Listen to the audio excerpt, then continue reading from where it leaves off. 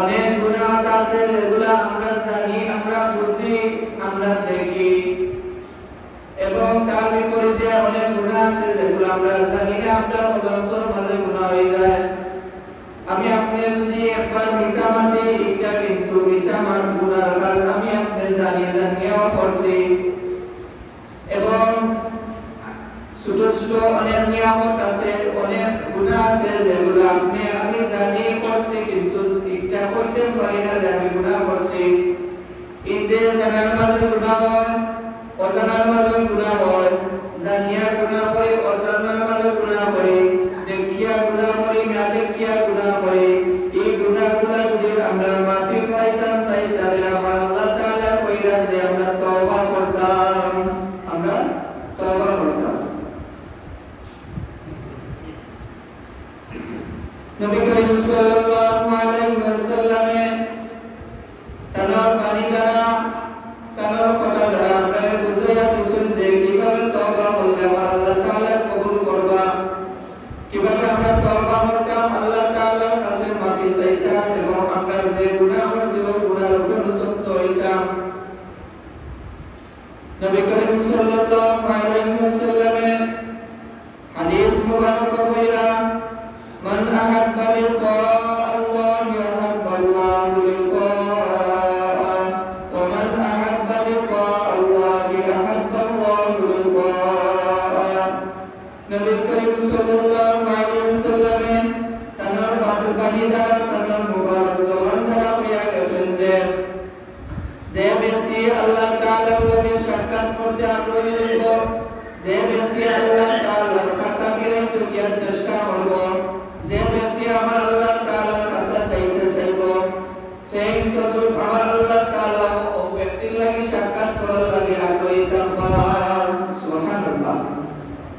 যে ব্যক্তি আমার আল্লাহ তাআলার লগে সাক্ষাৎ করতে আগ্রহী প্রকাশ করব, চিন্তা করতো না, চেষ্টা করতো না, ও ব্যক্তির লাগি আমার আল্লাহ তাআলা চেষ্টা করা, সাক্ষাৎ করার কোনো মাধ্যম তুগাইতা নাই। যার কারণে নবী করিম সাল্লাল্লাহু আলাইহি ওয়াসাল্লামের হইতে আসেন তার হাদিস দ্বারা বোঝা যায় যে আল্লাহ তাআলা যেভাবে কাছে বিরা যায়, আল্লাহ তাআলা যেভাবে কাছে যাওয়া যায়, যেভাবে ইবাদত করে আমার আল্লাহ তাআলা খুশি হবে, আমরা চেষ্টা করতাম, সাক্ষাৎ করার চেষ্টা করতাম। আপনি আমি যদি নামাজের মাঝে দাঁড়াই, দাঁড়াইয়া যদি নামাজ শুরু করার শুরুতে আমরা বলি আলহামদুলিল্লাহি রাব্বিল আলামিন, আমরা আল্লাহ তাআলার শুকরিয়া আদায় করি, প্রশংসা করি। নামাজের শুরুতে যখন আমরা আরম্ভ করব সূরা আলহামদুলিল্লাহি রাব্বিল আলামিন,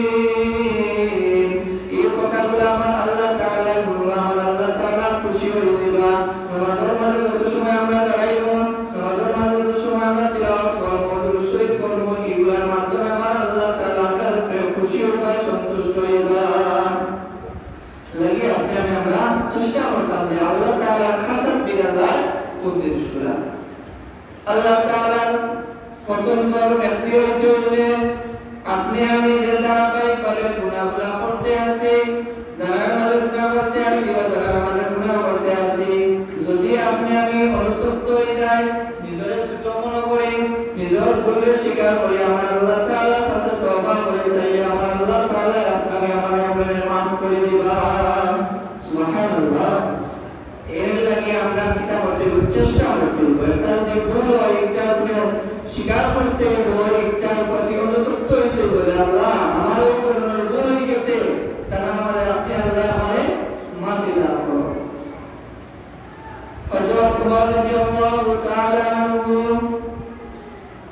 মদিনায় গরিবা তাইনাত কিয়া যাইতে আসেন, তাইনাত কিয়া যাওয়ার মাধ্যমে একজন ব্যক্তির লগে তার সাক্ষাৎ হইল, একজন ব্যক্তি তার সামনে পড়লাম। হযরত উমর রাদিয়াল্লাহু তাআলা আনহু সচেতন মানুষ, সাহাবী, অনেক সচেতন সাহাবী, তাই যখন ওই ব্যক্তির লগে সাক্ষাৎ হইল, ওই ব্যক্তির পরনের মাঝে একটা চাদর কাপড় আসলো। হযরত উমর রাদিয়াল্লাহু তাআলা আনহু ধারণা করল ওই ব্যক্তির চাদরের ভিতরে কোনো একটা জিনিস আছে। হযরত উমর রাদিয়াল্লাহু তাআলা আনহু ধারণা করিয়া ওই ব্যক্তিকে কইলেন যে তুমি কেন মাঝে দাঁড়াও, তোমার যে চাদর আছে, তোমার যে চাদর আছে ওই চাদরের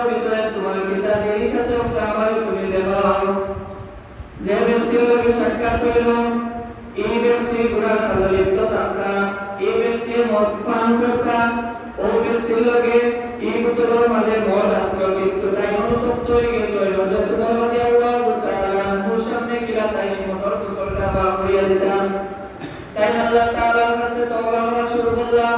আল্লাহ তাআলার কাছে তওবা করা শুরু করলাম নিজের অনুতপ্তি করলাম নিজের সুজমনা করলাম তাই যে গুনার কাজ করেন মদ পান করেন তাই এগুলা স্বীকার করলাম আমার আল্লাহ তাআলা তওবা করার কারণে আমার আল্লাহ তাআলা ব্যক্তির উপরে খুশি হয়ে গেলেন তাই আমার আল্লাহ তাআলা কইলেন ইয়া আল্লাহ